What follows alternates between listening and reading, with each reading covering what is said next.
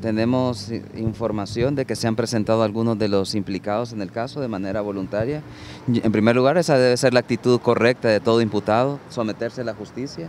y demostrar con hechos realmente si ha participado o no en determinado hecho que se le imputa. El Ministerio Público debe probar esos hechos, con lo cual sobre ellos rige el estado de inocencia, y esa es la actitud correcta, porque si no se presenta a alguien puede generar un peligro de fuga y eso ya no puede ser estimado para cualquier adopción de algún régimen cautelar. De tal manera que lo que debemos esperar es que si se ha dado esa presentación, es que la audiencia se desarrolle, debe ser desarrollada, y la juez tiene que emitir una resolución sobre dos aspectos fundamentales. Uno, en primer lugar, cuándo se va a celebrar la audiencia inicial, que es la audiencia de prueba, donde se va a determinar si esta acusación tiene méritos o no, y dos, el régimen cautelar a los que van a quedar sometidos esos acusados, que mientras no se haya producido entonces la reforma vía inconstitucionalidad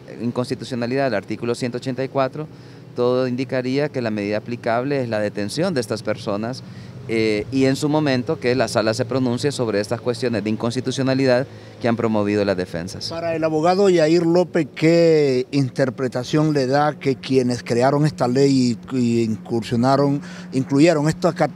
catálogo de delitos sobre lavado de activos ahora son los que están siendo perseguidos? Sí, yo lo digo de manera general porque yo fui de los principales críticos a esta reforma cuando se dio en el año 2013 y a mí me extraña a nivel de percepción ciudadana que quienes aprobaron esta ley, porque fue el Congreso del 2013, mayo del 2013, hoy no digan nada al respecto. Los grandes defensores de esta reforma que procuraba la defensa de la lucha contra la criminalidad, hoy no dicen nada. Los altos jerarcas de la policía, el exministro Óscar Álvarez, que fue gran crítico de esta reforma, grandes jerarcas de la Policía Nacional, también eran arduos críticos de esta reforma. Los diputados proyectistas que eran los defensores de esta reforma, hoy a nivel de percepción no vemos que ni aparecen por ningún lado. Entonces evidentemente la ciudadanía cree de que eso obedece a algo, a lo que usted señala, que hoy tienen miedo de ser alcanzados por este tipo de reformas de prisión preventiva y por eso se está propugnando así sistemáticamente sobre la inconstitucionalidad de esta ley. Tal y como está establecido ya en el Código Penal, abogado, y esta lista de catálogo de delitos, ¿no cabe la medida de sustitutivo a la prisión a aquellos que han sido sindicados por lavado de activos, para mencionarle uno de los delitos? Lamentablemente no, y digo lamentablemente no porque la norma ciertamente a mi juicio siempre ha sido inconstitucional desde el principio, desde su génesis, pero esa es la norma vigente. Entonces, si esa es la norma que se ha aplicado en 5 años, es la norma que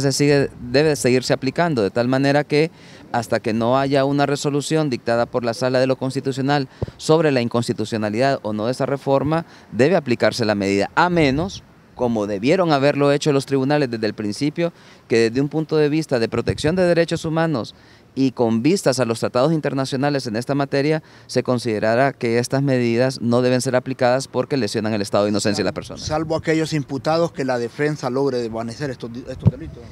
Es que lo que se viene es la audiencia inicial, que se va a celebrar si estas personas quedan privadas de libertad en máximo 6 días. Yo creo que para este momento esas defensas deben de tener los argumentos suficientes para demostrar realmente lo que ocurrió en cada uno de los casos. Y el Ministerio Público, con la seriedad que implica esta imputación, porque realmente los hechos son graves, los que ha señalado el Ministerio Público a través de UFESIC, debe demostrar que tiene el acompañamiento de las pruebas necesarias para demostrar los mismos. ¿Y cómo califica la demora de la Sala de lo Constitucional para declararse sobre esta petición? Mire, eso en realidad ha ocurrido en todos los casos y yo lo digo por experiencia propia. Los recursos de inconstitucionalidad no se resuelven de la noche a la mañana, sean por acción, por excepción o por propia iniciativa de un juez que conoce un caso que cree que la norma es inconstitucional. Recuerde también que son 7 recursos, hay que estudiarlos, hay que determinar si tienen los mismos fundamentos de los recursos de inconstitucionalidad que fueron negados por las salas constitucionales anteriores, y una vez que se determine la admisión de ese recurso, si es que se determina, porque la sala puede decir perfectamente que si se fundamenten los mismos hechos del recurso de inconstitucionalidad promovido por la Asociación de Jueces por la Democracia, es posible que ni siquiera pase análisis esta inconstitucionalidad en base al artículo 91 de la Ley sobre Justicia Constitucional. Constitucional. Entonces, si pasan en admisión, tiene que pronunciarse el Ministerio Público, tiene que emitir obligatoriamente un dictamen sobre la constitucionalidad o no del artículo 184 y de ahí emitir la resolución. Con lo cual, no es extraño que estos recursos sí tomen algunos días.